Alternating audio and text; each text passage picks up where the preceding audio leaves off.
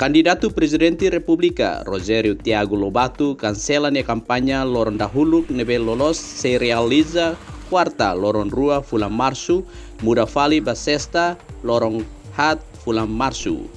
Ba VIP TV, segundo comandante PNTL Município Ermera, assistente superintendente Eduardo Campos informa. Tuir agenda no horário nebe hasai husi Comissão Eleições Nacional e candidato Presidente República na Inhat, maka Rogério Lobato, Anacleto Ferreira, Milena Pires no Antero Benedito da Silva.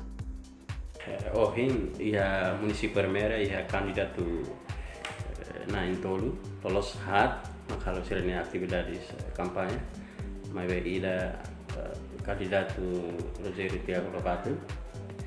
Nia adia te baia de patro e ia candidato na Intolu, maka ida sinola Antero Benedito, halau ia punilala município Poços de Ermera Vila, dialog mas door to door.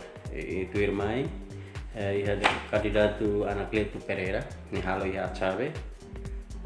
Nemos door to door. Ikus dulu maka candidato Maria Helena Lopes de Jesus Pires, nebe halau salam paroki. Ohin ita coloca efectivos policiais e nebe que ia comando Ermera, tanto a esquadra como ia comando para tu assegurar serem atividades campanha candidato na Intolu. Situação início hau ia dari sana candidato serem halau serem campanha betul-betul lagi kahmate. Iha parte selu com número membro polícia nebe iha comando PNTL Município Ermera ne explica kata pronto assegura segurança iha Município Ermera durante loron tempo campanha. Atu den suficiente, mas a HTTD kata PNTL Ermera iha 148 pessoas.